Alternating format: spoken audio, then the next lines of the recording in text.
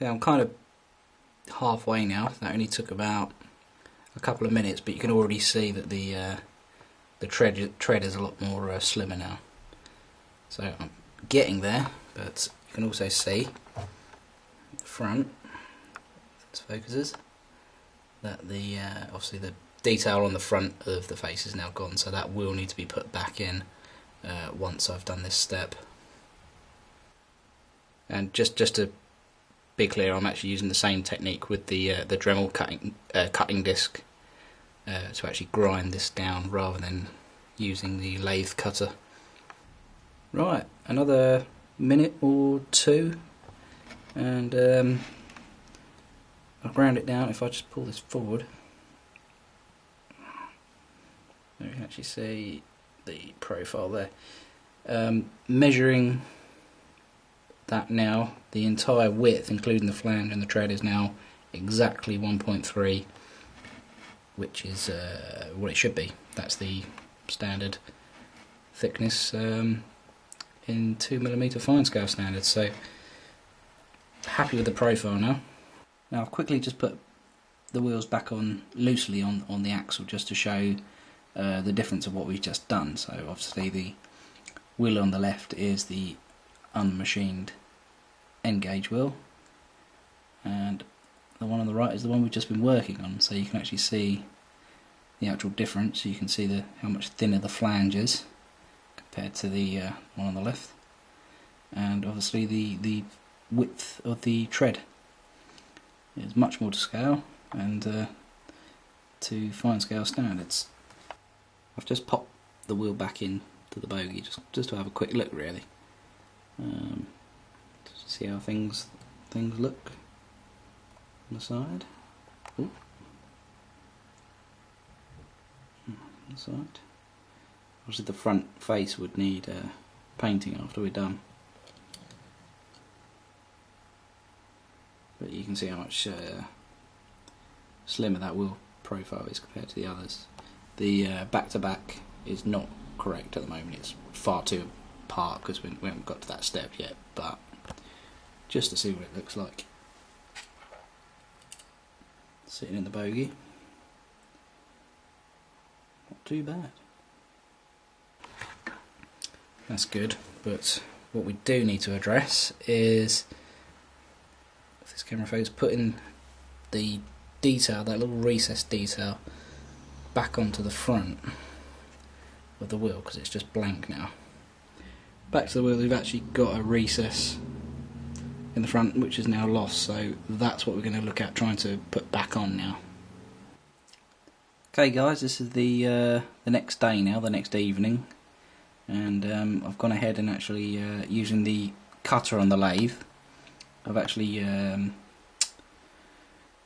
machined in that little recess now, so there's actually a rim going around the very edge of the wheel with a recess inside.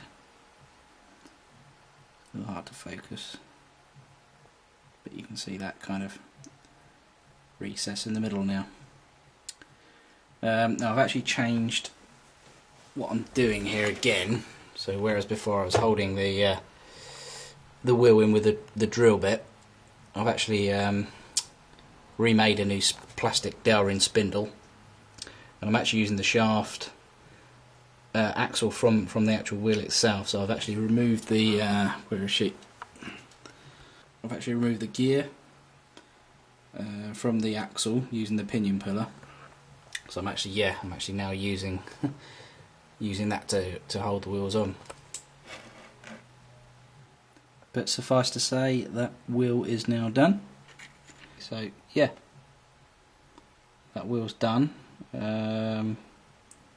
In terms of machining, what I will do is once I get the other wheel done and everything put back on the axle, I'll actually paint the face black, very much like the originals are. So I'll do the other wheel identical to this and assemble it back up with the axle and the gear in the middle, set the back-to-back and make sure the wheels are running true and not wobbling, and that will be one wheel set done. In fact, I couldn't resist, so I just went ahead and Just painted that a flat matte black before I even put it on the thing, just to see what it looked like. Not too bad. It's still got the recess. It looks a lot rougher actually on the camcorder's LCD screen than it does just looking at it. I think it's just the way the light's picking it up. But I will compare that to original Farish. A quick comparison between the two. The recess on the original Engage wheel was actually a lot deeper, and I think it's actually overscale. So the recess on this one isn't as deep. Okay, another day now, and I've managed to complete one of the bogies there, compared to the one I haven't done yet. What still needs doing is the pickups need bending out to actually make contact to the back of the wheels. Just a side profile, and they all seem to be spinning pretty well without any wobble, so that's pretty cool. So I'm going to continue and work on the other 3 wheel sets. Okay, I've completed the other bogie now, so all wheel sets are now done. All been reassembled, and as you can see, we have movement. Slow back down. This is all operating on DCC. Reverse the direction,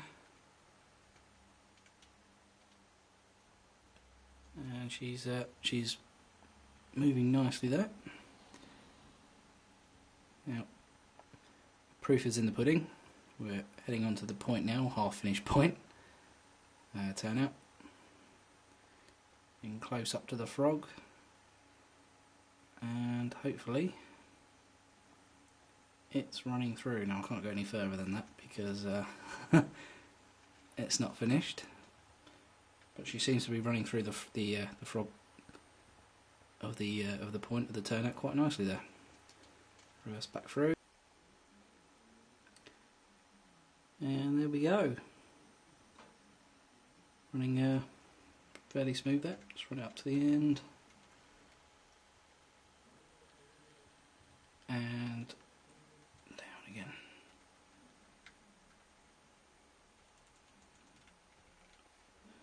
Lights off. Beautiful. You can see both bogies are done, as I say. So all the same.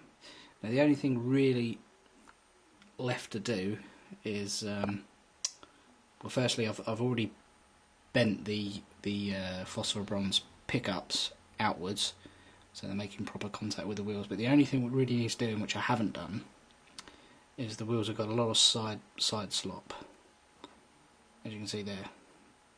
So although it runs, I would like to take up a bit of that side play with some washers or some spacers on the axle. But apart from that, it's finished, and we have a converted Class 37 to 2mm fine scale. Thanks guys.